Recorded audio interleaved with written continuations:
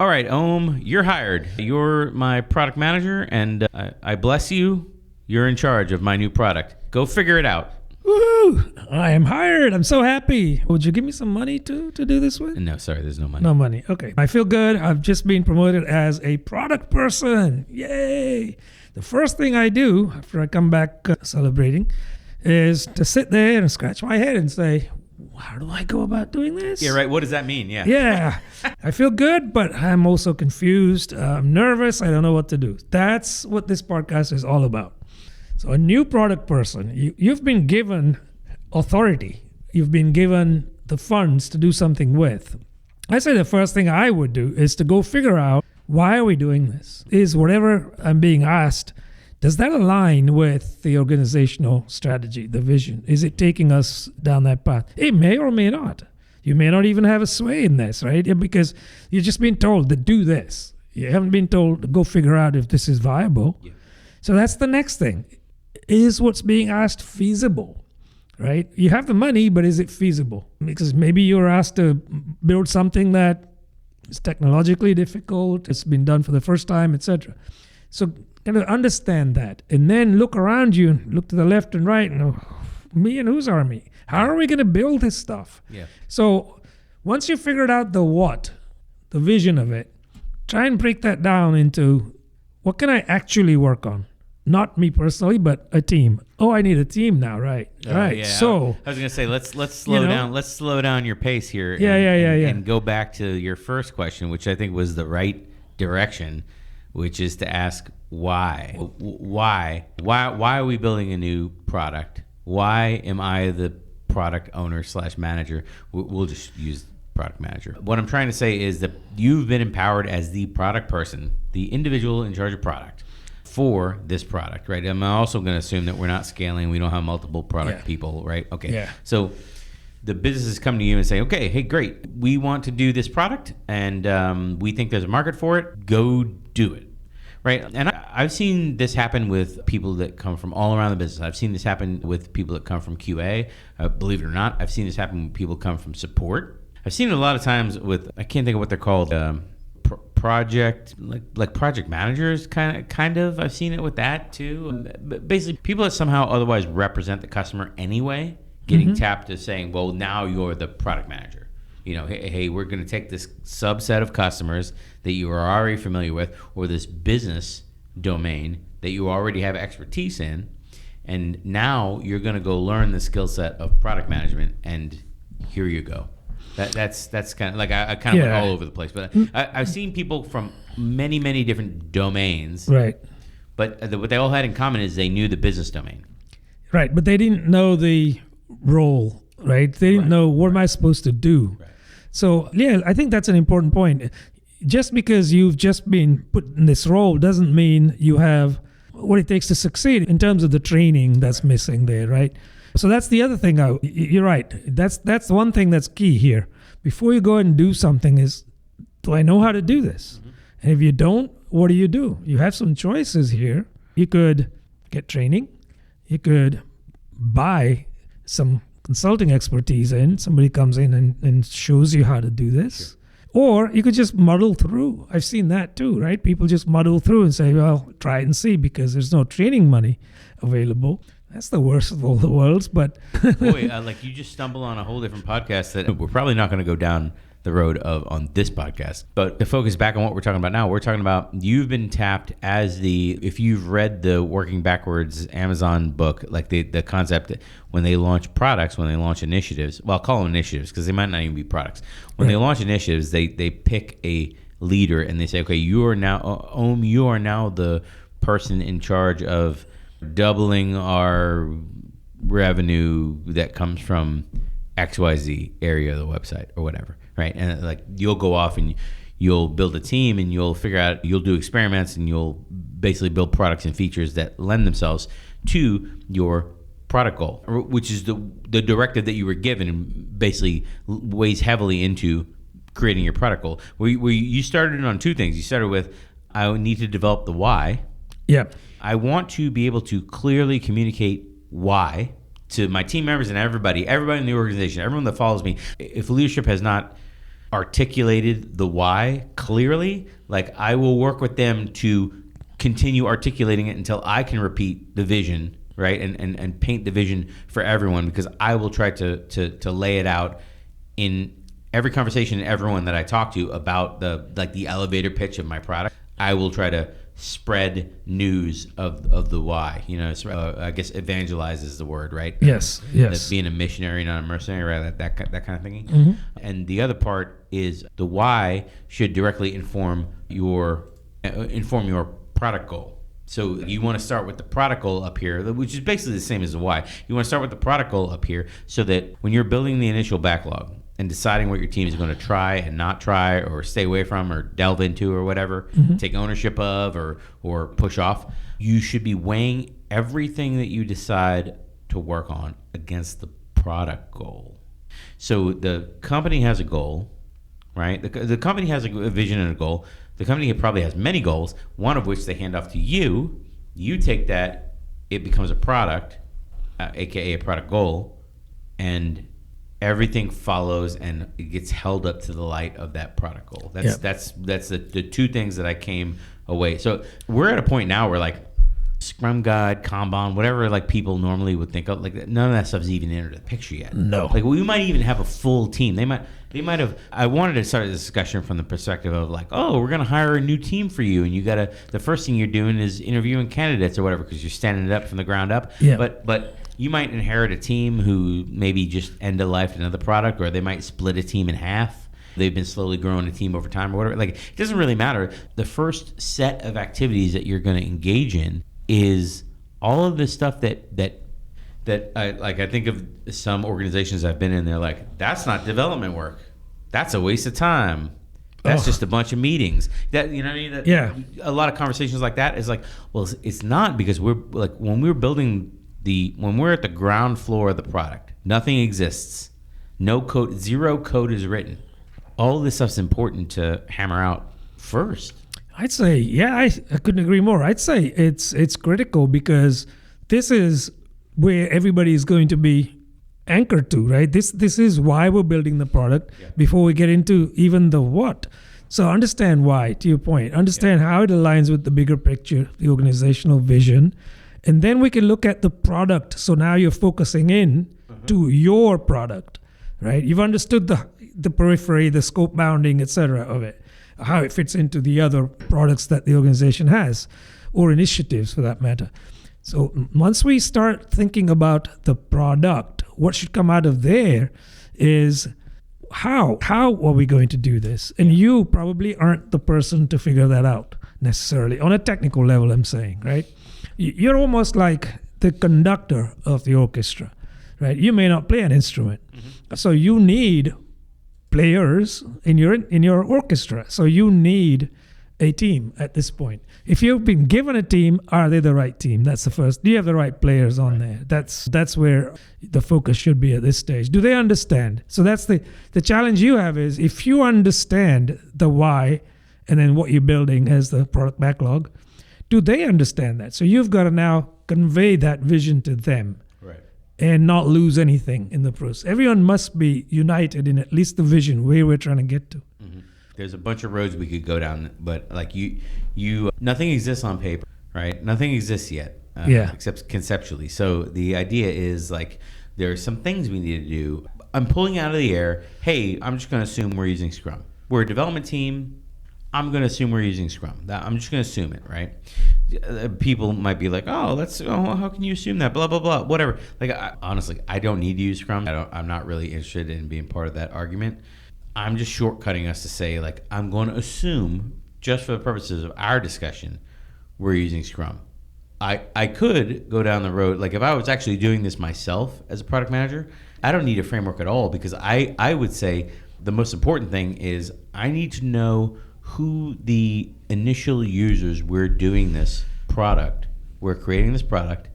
for. I need to know who those users are. So I'm going to go out into the organization and I'm going to try to cast as wide a net as possible to say, hey, does anybody in the organization have contacts, like deep contacts in whatever XYZ field, whatever we're doing, right? I want to know people who know people in the pool of users that were like, I mean, I would hope that if a company is deciding that they want to put money, a significant amount of money, to the point where they're going to hire a team of developers and a product manager, et cetera, UI, UX designer, stuff like that, like they already have a market in mind. Yeah. But even if they do, movers and shakers around the organization probably have contacts. Like I want to leverage those contacts to get my initial group of users that I'm going to be working with. Regardless, even if they don't, then I have to go out onto the internet or whatever, to conferences, whatever. I have to go out and drum up business like a salesperson doing cold calls. Hey, Brian, this market, this segment of the market doesn't exist. Go create it. That's like the hard way to do this. It is. And those are the trendsetters, people that are breaking into the market with a new product, let's say. Yeah. I think, I agree with that. I think it's also important to understand not only the user, certainly, but how they would use it. What start to formulate, what does that product lifecycle look like? Is it 1 year, 2 years, etc.? Because you've now got to start delivering stuff soon, right? Maybe I'm fast forwarding a touch. But if you don't understand the bigger picture, when does this product, it's in its infancy, but when does it mature? And then what's the tail look like? If you don't understand that, then I think you could misappropriate the funds in terms of the life cycle, at least. Yeah. Well, the other thing too is this is the Jeffrey Moore Crossing the Chasm book, like boilerplate. Like if you need to find the users. If you're building a product and nothing like it exists and you truly have to create an audience for it, I'm not going to say it's easy because those people may or may not have money, right? The most difficult situation that I've been in for what we're talking about now is when you get into the situation where your company, if we're going to talk about Jeffrey Moore Crossing the Chasm, your company is over here dealing with the late adopters. Yep. And then they want to launch something. And then but the people in your organization who are kind of future facing, looking forward, like they see what's happening at the edge of the market, and they want to catapult themselves to the edge of the market. So they will launch a product group who is at the edge of the market, but the majority of business is the late adopters. So basically, you have this very small business unit that, like, honestly, like this could be a clip all its own that appeals to some people. Like there are probably some people watching this that like they're like, this is my problem. Tell me about this. The company makes all their recurring revenue and whatever off of these late adopters. They want everything in the software package. They want it all to be working all the time. They're kind of averse to change. They don't like their UI changing. They don't like new things popping in and out, right? But the company also says, okay, well, I want a group working on the product that's way ahead on the edge of the market, and the people that they're querying and the people they're working with and the people that they're running surveys with and the people they're running beta tests and stuff with their software, they're not this pool of people that are normal users of their applications. Right. They're wildly different in the market,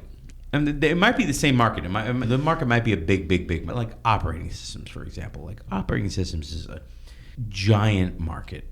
A giant market, like a wealth of people using Microsoft and iOS desktop on laptops and stuff like that, versus like the people over here using Linux, right? You know, or versus the people that are like truly power users. I think of like all the people working in the field of like in network security and network penetration testing and stuff like that. Those people, the suite of stuff they need from their operating system is just different.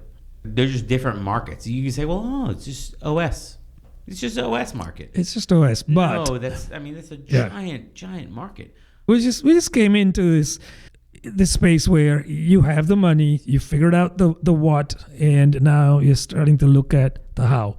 Right? You need a team. It's a given. You need a team. If you've been given a team, are they the right team? Do they have the skills? Do you yourself have the skills? Right? For your work as a product person. Well, I feel that's a whole discussion that I don't know if it's represented here, but I'm willing to entertain it for like 5-10 minutes. Training is a topic that we're talking about now. Yeah. Okay, training. Stormy podcast. Actually, now that I think about it, if you're like a registered nurse, for example, like Stormy, like for her case, I invoked her name, so now I got to tag her in the video. And you're a registered nurse, and the company says, okay, I need a subject matter expert. Let me go find one, pull them in. Now let me teach you. I'm willing to teach someone who's already a domain expert the business domain of product management. Maybe I have, and I've hired product managers in-house, right? And I'm willing to have my product managers spend whatever, 25% of their time, X% of their time, right? To just shadow the other person and train them and get them up to speed. Maybe I have training budgets, maybe whatever. A lot of companies are not that well organized as, yeah, okay. In reality and experience, yes. It would be even harder to say, okay, I am trying to hire for this product manager position, but I can't find, maybe because of a million things, right? Because of the type of business I'm in, the type of experience I'm looking for, the pay band could potentially be a thing. Like I'm willing to train people. I'm not willing to purchase a product manager who's already experienced. They could be in that position.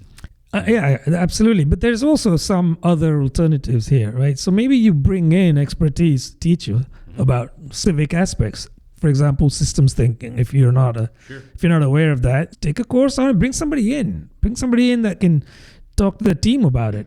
Domain-driven design is another example, right? Yeah. People can come in who are experts and come in and do a seminar with your team. So that's something that you should be open to, because you don't know all these things.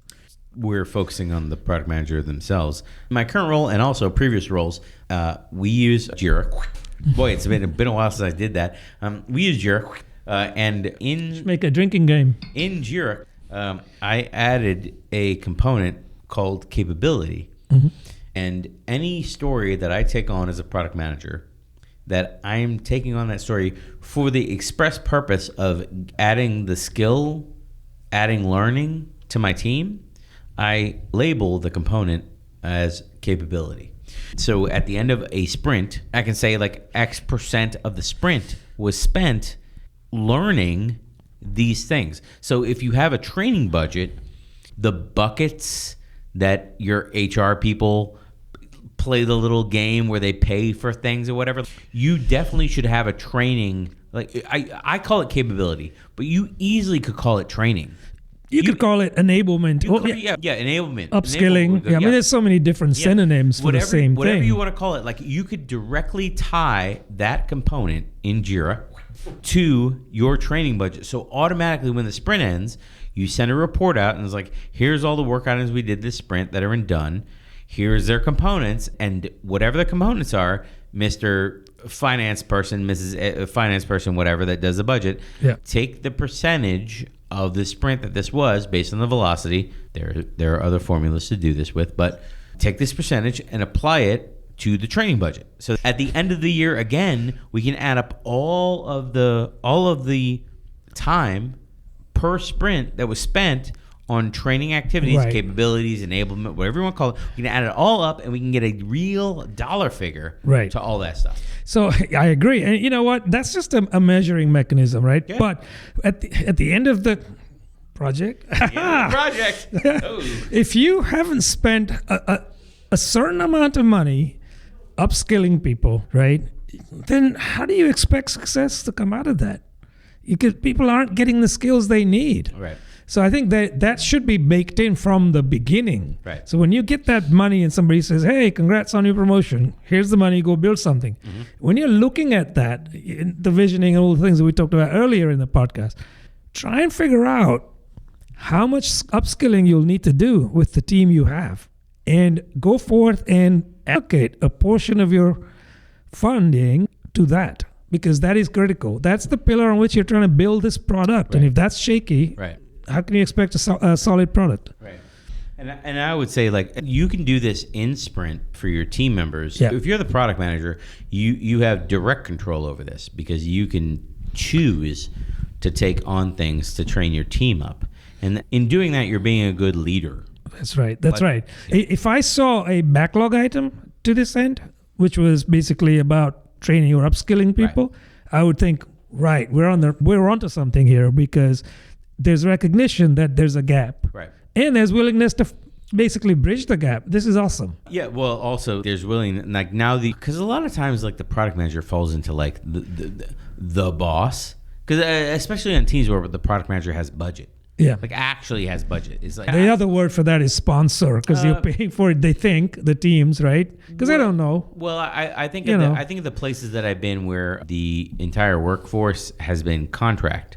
So the product owner / manager is the permanent employee, and they have budget, and then they bring on an entire team of developers / scrum masters / whoever, BA, documentation, whatever. TPL Well, people. yeah, testers, right? Yeah. And all those people are on contract. So it basically is the product person spending their dollars on buying features by funding the development team. In those companies that have worked like that, they've been hesitant to spend any money on any story that would say, this story is just a capability story, an enablement story, a training story. They don't, they'll be like, oh, I don't want to spend any money on training. Especially training contractors.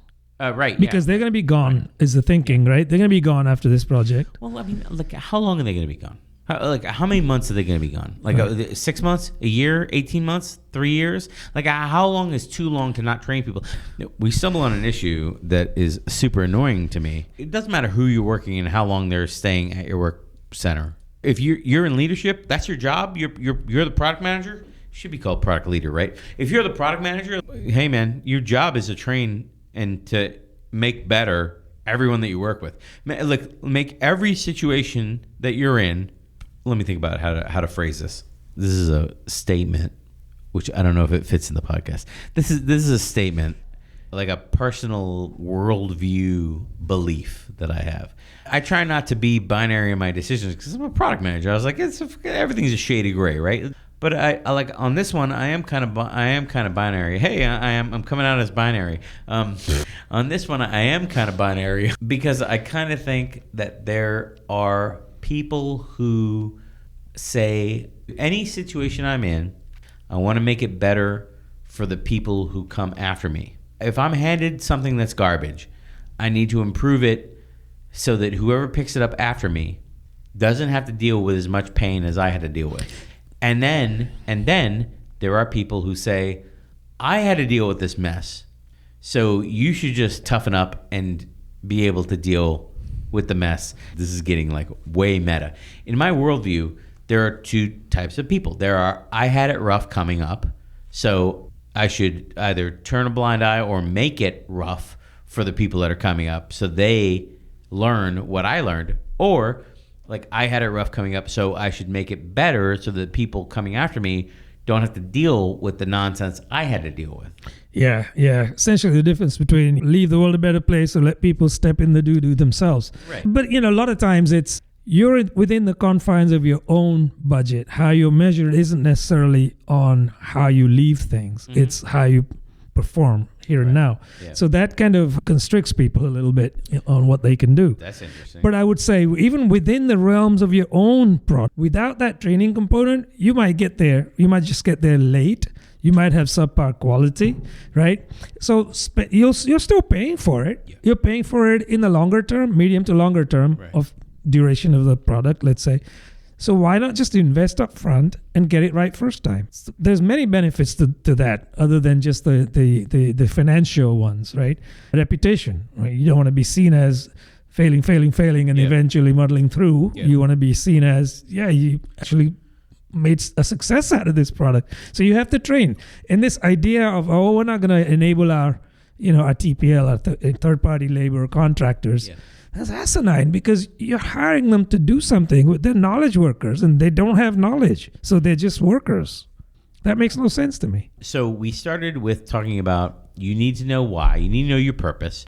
You need to detail the purpose and spread that, evangelize that through the organization, right? And through your customer base, because now you're finding users and you're finding customers and you're building your group of people that you're either testing your assumptions on or doing surveys or testing your ideas, that kind of stuff. So you have a product goal. You have an initial set of users.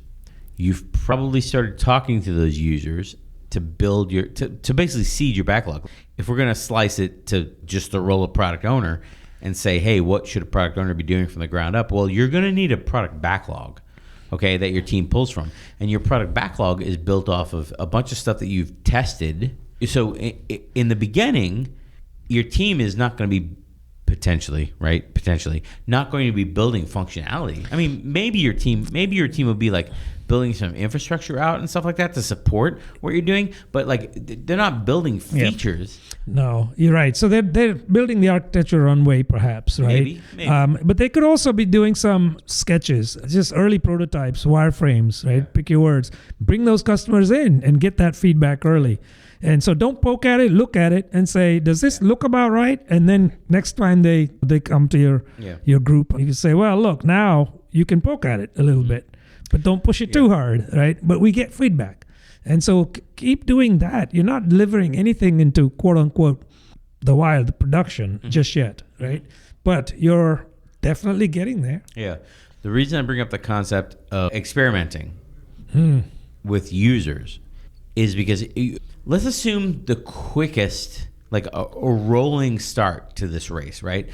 Let's assume that you've broken off half of a team, an already working together established team, and you've broken them off into a team. So they have a new product owner, a new already established developers who they know your architecture, they already have a definition of done, they already have working agreements, they've already worked through the how to work together, all of the Tuckman's model stuff, like all that low-hanging fruit that most podcasts probably like just to hammer on, like the whole, they've glanced over all that. They just glossed over all that stuff because they've been doing it for years.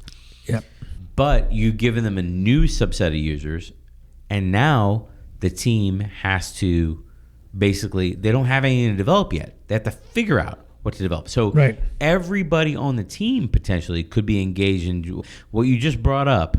I might cut everything I just said. I might cut out what you just brought up about wireframing and experimentation with wireframing and putting stuff in front of customers. Assuming that you have a team that's broken off from an already successful team, already established team, they might go from like building stuff and like being on deadlines of like, oh, gotta get this feature out. They might go from that to, I'm not writing a single line of code anymore because we don't know what we need to write yet. Yeah. So all of our time is building wireframes, getting customers on the phone, running surveys, doing demos, stuff like that. You know, every day and a half. Potentially, whatever, every 2 days, whatever it is, getting a customer on the phone, showing them the wireframe or sending the customer the wireframe, whatever you're doing. And now they're in a completely different line of work, quite honestly. And this is uncomfortable for a lot of developers because they want to get hands-on code. Leave me alone. Let me code. So I would say, in my mind at least, here's the next thing, right? So instead of every day and a half, 2 days, bring your customers in your sprint. That's right. Bring them into your sprint. They're sitting with the developers and they're ideating together. You've got your architect there. I mean, real-time feedback. Yeah. And do that for a sprint or two, as long as the customer is willing to give you time. Now, if they can't, that's different. But get as much time as you can from that customer in these ideation sessions. And the developers, like I said, they're eager to get hands on keyboard. But this is critical, right? Because this sets the vision becoming reality. You know, it sets you off in that path. Otherwise, you're going to build something, come back, correct it. Okay, now you have technical debt. Right.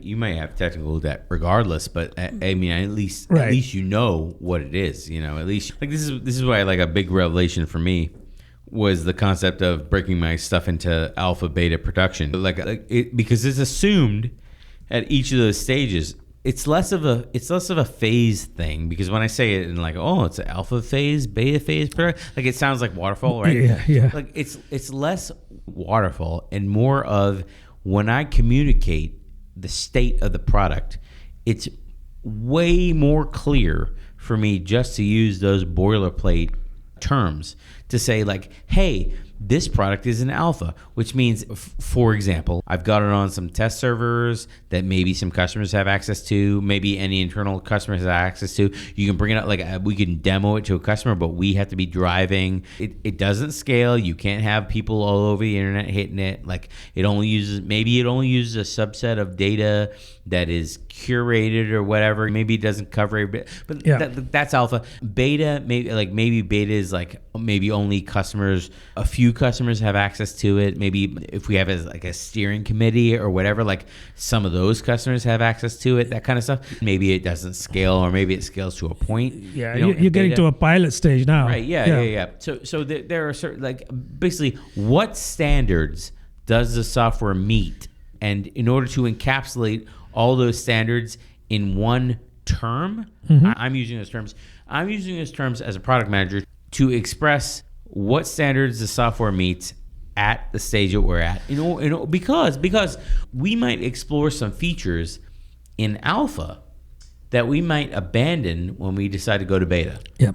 I was at a company one time where, as on contract, I was at this company, and I would say that they were a product-led company, but I would also say they were like borderline being a sales-led company, because sales was very influential at that company. And they were very good. I mean, they were very in tune with what the customers needed and the customers' desires. And I tried to partner as closely to the salespeople as possible, because they were all domain experts. They were all experts in the actual software, so they knew what the software did, right? And they had a strong vision, which I had to try to roll into my product vision as the product manager at the company. You can have staged exposure to customers that when you were talking about the alpha and the beta or whatever it was. That is the biggest thing it does is it sets expectation. This product has rough edges, right? It's not intended for production use necessarily, not the first one, not the alpha perhaps. Just get some feedback. Oh, I know what it was. I'm sorry. I know what it was. So at that company, sales had a strong vision, right? But their vision was also informed by what the competitors' products were doing, because as salespeople, they felt a lot of pressure. They would go into a customer, they would go into a sale and say, "Hey, your product can't do X, Y, Z, and your competitors can do. Some can do X, some can do Y, some can do Z. Like, how come your product can't do all that stuff?" Right? And then sales obviously would come back and be like, "Oh, our product has to do X, Y, Z," right? So I, as a product manager, had to say, like, well, I mean, the way to take that stuff in is to do some experiments with X and Y and Z separately, see how difficult they're going to be to implement, take them back to my development team, do some refinements, right? Get a customer that really wants that functionality on the line, talk about what they really need, right? Because when you're talking about feature parity, that's the word that'll get thrown around here. Yeah. When you're talking about feature parity, especially when you're talking about it with competitors in mind, like, you have no idea if that's like the worst feature they have ever implemented in the history of their company. If it just drags their database down and it's completely unprofitable and only one or two people use it, you have no idea. Like, all you're seeing is like, well, our product doesn't do it and their product does it. So that's where the alpha beta production, like, again, I try to stay away from the idea of phases, because, again, it sounds like waterfall. But if I'm going to treat it like product discovery, and let's look at it in that light of product discovery, alpha beta production, maybe I don't want to develop the whole solution. Maybe I just want to develop like some screen designs or some mock-ups or something like that, that look like what the feature could be, to see, or maybe add it to, like, other applications do this. They add it to menus to see who clicks on it. You know what I mean? The fake door feature, right? Yeah. To see who clicks on it. Facebook used to do that back in the day, like all over the place, right? To inform them whether they should be putting money into it, because like my thinking is, we have no idea if a customer has that and they're just touting it in their release notes as like, oh, here's our hot new thing, but it, like, behind the scenes, it's just not a good feature. Yeah. Like, because we're not users, the competitor, we're not users of their product, we would not know if the feature is really good or not. Yeah, you're just chasing parity, as you said earlier, right? And we can really run ourselves into a rut, like profit-wise, you know what I mean? Like expense-wise. I want to pull us back to I'm pulling us back to the topic. Under the banner of you have a new team and a new product. Like, if you're chasing parity with competitors, oh boy, like, you run into failure really quick if you don't have like really aggressive, let me try this idea. Feedback loop. Yeah, feedback loops. Yeah. So chasing parity is a dangerous slope, because when you've reached parity, what happens?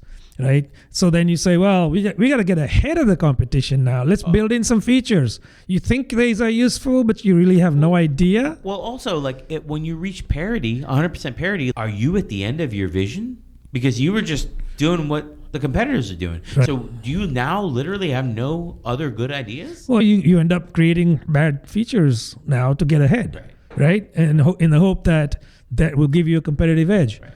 So that is a bad idea all around. I do think, though, just to go back to this, I don't want to use the word phase either, but staggered, I don't know, right? Different ways of launching the product to get feedback. You could do that in a number of different ways in practice, right? And there probably are as many, again, as we're about to talk about. So you could do things like dark launches. You could do blue-green deployments. Yeah. Right, using A/B testing, right, and then perhaps using feature management, feature toggles. Just turn on functionality at will for certain users in certain cases. Get feedback, and if it all goes to pot, turn it off real quick without having to redeploy software. Right, there are probably just as many again out there. Right? Well, that's a great point. Like feature toggles for your I already threw out the term beta users, right? Feature toggle to turn on the feature for your beta users. So you have a subset of users that have access to this new feature. Let them shake it down. But I've been in other organizations that have a completely different environment that has the same data. They pipe the data over from production to their test environment or whatever, some kind of stage environment, middle environment. Yeah. But then they have wildly new. Google used to do this. Hey, we're all old on the podcast. Like back when Gmail used to be like Google Labs, way early, like when you had to get invited or whatever. It was Google Mail back then too. They had features that were Labs functionality that you could I remember you can go into their labs and you can add functions from their labs to your normal products. Yeah. You had to go into the labs portion of the product and add it to the individual, because I remember Google used to have back when they were good. They don't have this functionality anymore because it was too good. It was too hot for TV. They had a mark as read button in Gmail. You can add the mark as read, so you can go click, and click a bunch of messages and or click all messages and hit the mark as read button. It was just a big button that says mark as read. And they don't have that button anymore. It doesn't exist anymore. Right. I think you can go to the vertical ellipsis and hit mark as read now. But there is that capability now. You can't add it as a quick function button. In terms of having features available to your customers on a need basis or on a will basis, I guess, probably the best thing to do is the example you cited. Let the users pull those in, right? So give them the switch and say, try this out. If it doesn't work, you can easily switch it off and give us feedback. Or you could get that feedback, integrate that in. Mm-hmm. So whether it works or not, you get feedback. And if they turn it off right away, well, that's a signal right there. Right. So there's all these things that you can use to your advantage, right? I do think that blue-green deployments have an excellent potential here, right? Because as far as the user is concerned, everything is just in production. And then they turn something on, and if it doesn't work, they turn it off, and you're getting the feedback. How it doesn't get any more real time than that with real customers. Now, of course, you want to narrow down the scope of that. You don't want that open globally to everybody if it's a global product. But these techniques are available. Maybe your teams then perhaps need some training on how to use these things if they're not aware of it, or if they haven't used them before. What if I come to you as the newly minted product manager and you don't have a team yet? Where would you go from there? Like, hey, you're the product manager for product X. Like, go figure it out. And I'm the head of the business unit. I could assemble a team for you. I can go around the business and be like, give me developer X, give me developer what. I'm not going about it that way. I'm saying, hey, you can speak with my name. You're empowered to get a team, whatever you need. Or if you don't want to touch anybody and you don't think we have the talent to do it, go hire people. Like, you have a budget now. I guess I'll give my guidelines to you, Here we go. Thanks for being the new product manager. I'm going to give you a bunch of money with your new title. Look, nice. Yeah, think about that when we're talking about it. We haven't talked about that. No, and we right. won't because it's not in this podcast. Yeah. Like, listen, I think that we have the developers in-house to deal with your initiative. So, think about the people in-house first. But if you need to hire outside, that's fine too. But come back with your plan to me tomorrow. Take the rest of the day and tomorrow, take 24 hours, come back to me with your plan. Talk to whoever you need to do. Invoke my name. This is a top priority. I want your plan by tomorrow. 24 hours. I want your plan. Where you go from here? Yeah, it's pretty aggressive. Go back with a plan. But however, I'm an aggressive guy. Yeah, you are. You're an aggressive guy. So one of the first things I would do is just sit there and try and figure out. Once I figured out the what, which might take me 24 hours, by the way, and then I would partner with somebody at a higher level, not just a developer or anything like that. Maybe an enterprise architect, somebody like that, to sit down and say, "This is what we're trying to do. Yeah. You tell me what technologies we need." That will drive the discussion on the capabilities and who do we need. Do we then have those in-house or not? We have some in-house, some not. Okay, well, what do we need, right? Do we just need somebody in for a short period of time? Do we need to go hire somebody, etc.? So I would take that approach, and the 24-hour plan that I would have would be super high level. It would be, I met with Mary over here as our enterprise architect, and we sat down and we sketched out these things, and this is the direction we're going in. That's my plan. Yeah. And I need some more time to detail that out some more. So I would kind of do it that way. Yeah. You're assuming here that by giving me money, I'm not the expert here, right? Technical expert. So I'm going to have to partner with somebody. Right. Yeah. Well, that's the core of my question. Like leadership, I am already assuming that you're not the expert. Yeah. You have to reach out to people, but I'm going to send a blast out or a message or whatever to my leadership team, department heads, whatever it is. I'm going to send out a blast, letting them know, like, hey, I have asked Om to assemble this team. He's going to be coming to you guys. Clear your schedule. There's nothing more important than this. Mm-hmm. I'm also assuming I gave you some lead time to figure out, like, so you can come into my office. We can figure out the why. We can figure out what the product vision is going to be. If it's not just me, sit down with maybe the members of the enabling team. Again, assuming we're using team topologies. We did a whole podcast on team topologies. You should go watch it. I'll mark it as a card. I think it'll show up over Om's head. And somewhere there. The members of the enabling team will help you. Basically, my leadership in the organization, like they could be technical leadership, meaning members of the enabling team, right? Yeah. Technical leadership and leadership of the organization. We will work with you, everything you need, because I, the leader in the organization, am sending out this blast that says, hey, Om is not the product manager. Everybody work with him. He has some things. I'm making it a priority for him to launch. I want all blockers out of his way. Again, like the leader in the organization, and now being the scrum master of, like, all blockers are out of your way. Right. I don't know why it's so like amazing of a concept of. That's empowerment for you, right? There are servant leaders that can move blockers. That's so cool. My mind is blown. So I don't know if I'll leave that in or not. No, don't leave that in. Yeah. So look, once I've got that kind of a green light, okay. The first thing, again, that maybe this is the first thing or the next first thing, but I would form a coalition, right? Sure. So I would go out and start getting to these people saying, you've got the email, let's get together and start ideating. What's our next step, right?